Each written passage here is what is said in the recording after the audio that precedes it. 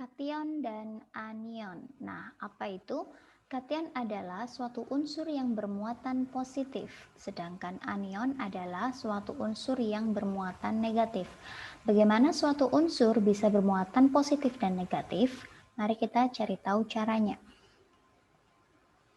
Kita tahu bahwa suatu unsur yang ada di golongan 1 dan 2 itu akan cenderung bermuatan positif. Sedangkan unsur-unsur yang ada di golongan 6, 7, dan 8, dia akan cenderung bermuatan negatif. Nah, mari kita lihat satu-satu. Saya beri contoh kation. Misalkan, saya punya unsur litium. Litium ini mempunyai elektron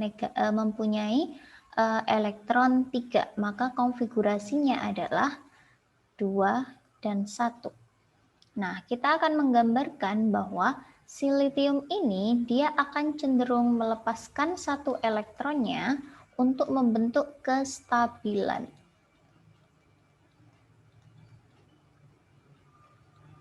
Maka litium ini dia akan bermuatan positif.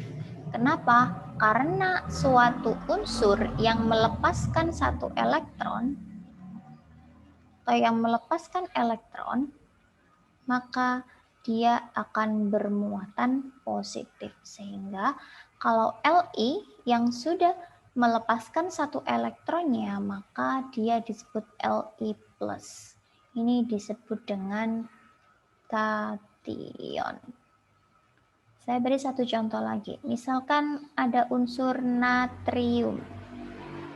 Elektronnya adalah 11, maka konfigurasinya adalah 2, 8, dan 1. Untuk membentuk kestabilan oktet, yaitu berakhir dengan elektron 8, maka Na ini akan cenderung melepas satu elektronnya. Nah, untuk melepas satu elektron ini, kemudian Na akan menjadi Na+, karena dia melepas satu elektron.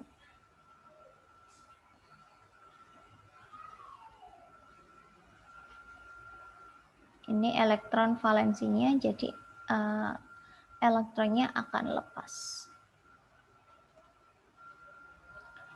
Saya beri contoh lagi Mg. Mg ini nomor atomnya adalah 12, alias elektronnya 12. Maka konfigurasinya adalah 2, 8, 2. Nah, Mg ini mempunyai elektron valensi atau elektron terluar adalah 2 elektron. Agar dia stabil, maka Mg ini harus melepas 2 elektronnya. Sehingga dia menjadi Mg2+. Kenapa 2+? Karena dia melepas 2 elektron. Nah, ini disebut dengan kation. Yang mana? Yaitu Li, Na+, dan Mg2+. Ini disebut kation, yaitu suatu unsur yang muatannya adalah positif. Selanjutnya adalah anion. Anion adalah suatu unsur yang muatannya negatif. Dari mana unsur itu bermuatan negatif? Saya beri contoh O. Oksigen mempunyai elektron 8, maka konfigurasi elektronnya adalah 2 dan 6. Agar dia stabil menjadi berakhiran 8 atau oktet, dia harus menangkap 2 elektron. Kenapa harus menangkap 2 elektron bukan melepas? Karena menangkap 2 elektron agar menjadi 8 itu cenderung lebih mudah daripada harus melepaskan 6. Sehingga dia harus menangkap 2 elektron.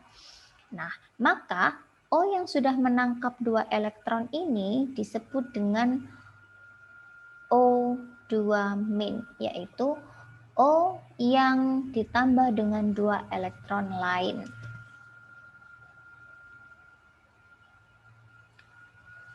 Contoh selanjutnya adalah F. F mempunyai jumlah elektron 9, maka konfigurasinya adalah 2 dan 7. Nah, agar dia stabil, dia harus menggenapkan elektron valensinya menjadi 8, maka dia akan lebih mudah menangkap 1 elektron daripada harus melepaskan 7 elektron. Nah, F yang sudah menangkap 1 elektron disebut dengan F minus karena dia menangkap 1 elektron. Saya beri contoh lagi, misalkan adalah S. S elektronnya adalah 16, maka konfigurasinya adalah 2, 8, 6. Agar 6 ini menjadi oktet atau menjadi genap 8, dia harus menangkap 2 elektron. Nah, S yang sudah menangkap 2 elektron, dia akan menjadi S2 min. Nah, yang disebut anion adalah suatu unsur yang muatannya negatif. Maka ini adalah anion, ini anion, dan ini adalah anion.